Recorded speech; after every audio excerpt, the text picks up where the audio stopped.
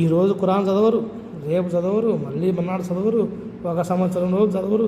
అసలు ఇంతవరకు మనం ఎంతవరకు ఖురాన్ గ్రంథాన్ని చదివాము, అల్లాహ్ యొక్క గ్రంథాన్ని, అల్లాహకు మనం ఏమాత్రం దువా చేసుకున్నాము అనేది ఒకసారి మనము ఆత్మ పరిశీలన అనేది చేసుకోవాలి. ఖురాన్ గ్రంథంలో ఉన్నటువంటి ఆయతులు చదివితే పుణ్యం వస్తుంది. ఖురాన్ గ్రంథాన్ని మనం అర్థమయ్యే భాషలోనే తెలుగు లాంగ్వేజ్లోనే చదవాలి. అరబిక్ లాంగ్వేజ్ కావాలంటే నేర్చుకొని చదువుకోవచ్చు, దాని గురించి అది అవుట్ ఆఫ్ మ్యాటర్. అది ముందు నువ్వు తెలుగులో నేర్చుకుంటే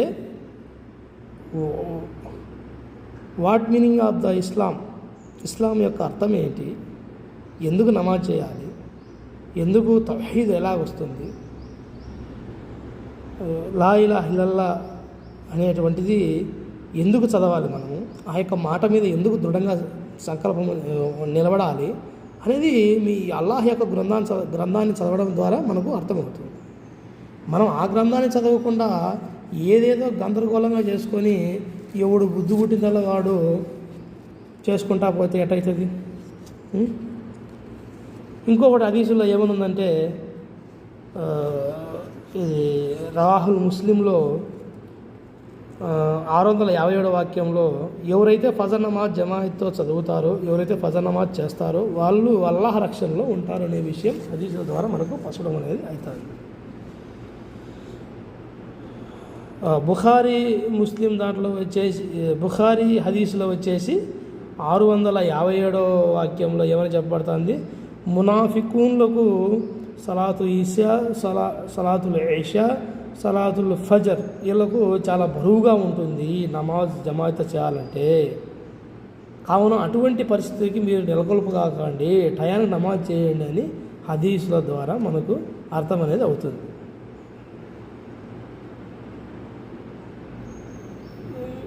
అది సోదరులారా అసలైనటువంటి విషయం. ఇంకొక హదీసుల్లో ఏమని ఉందంటే,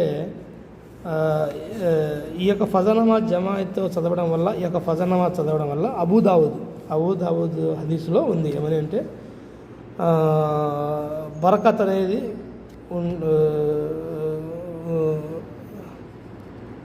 అనేది వస్తుంది ఈ యొక్క నమాజ్ చేయడం వల్ల అనే విషయం చెప్పబడుతుంది.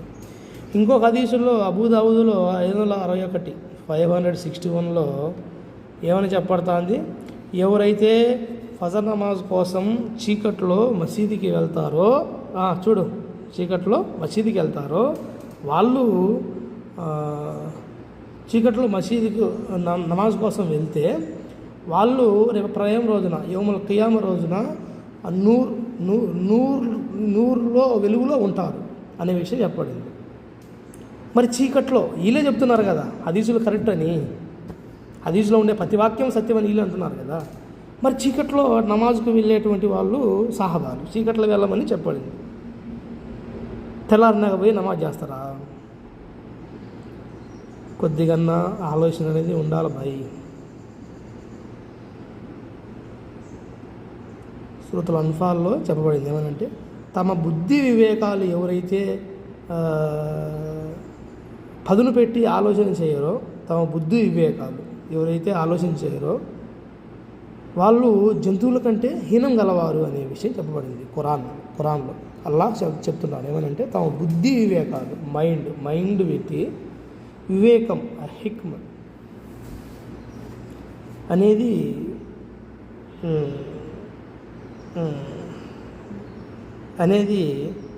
చాలా ఇంపార్టెంట్. కాబట్టి మనము వీలైనంత వరకు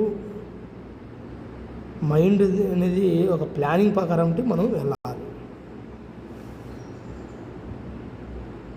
ఇస్లాం ధర్మం అంటే ఆషామాషి కాదు, జన్నత్ అంటే సులువుగా వచ్చే వస్తువు కాదు. దీని వెనుక మహత్తరమైనటువంటి చరిత్ర ఉంది. అనేక ప్రవక్తల యొక్క త్యాగాలు, అల్లాహ్ సుబ్హానహు యొక్క ఓర్పు, సహనం. అల్లాహ్ మానవులపై దయగలవాడు కాబట్టి ఇన్నాళ్ళు ఆయన కరుణతో మనము ఈ ప్రాపంచిక జీవితంలో గడుపుతూ ఉన్నాము. ఒకవేళ ఏటుకు ఏటు, దెబ్బకు దెబ్బ, ప్రతీకారం తీసుకున్నట్టుంటే ఈ మానవులు ఎప్పుడో అంతరించినటువంటి వాళ్ళు. కానీ అలా కాదు. కావున అల్లాహ్ యొక్క రహమత్ వలన మనం అంతో కొంత కొంచెమైనా ఇస్లాం ధర్మం గురించి తెలుసుకున్నాము.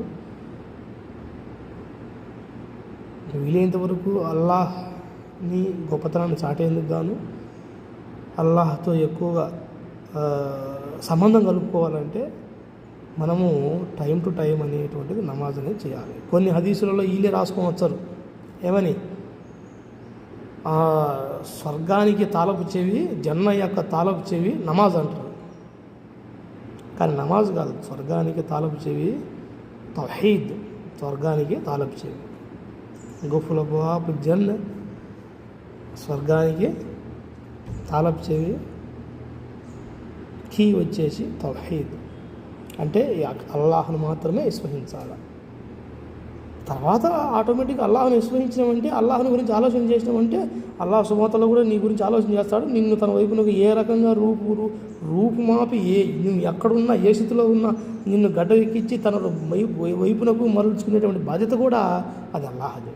సైతానికి ఆ రోజు వాగ్దానం చేశాడు కదా, నిజమైన విశ్వాసుల మీద నీ అధికారం పెత్తనం అనేది చలాయించదు, చలామణి కాదు, కేవలం నేను అనుసరించే వారికి మాత్రమే నీ పెత్తనం చలామణి అవుతుంది, కానీ నా దాసులపై నీ యొక్క పెత్తనం చలామణి కాదనే విషయం చెప్పబడింది.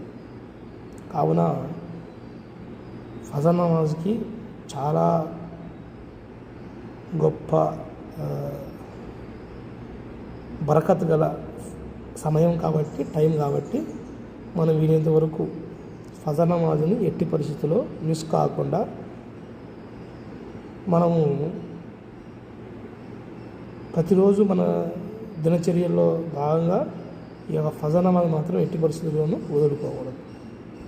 అది సోదరులారా, ఇన్షాల్లా ఇప్పటికైనా సరైన సమయంలో మరియు ఫజర్ నమాజ్కి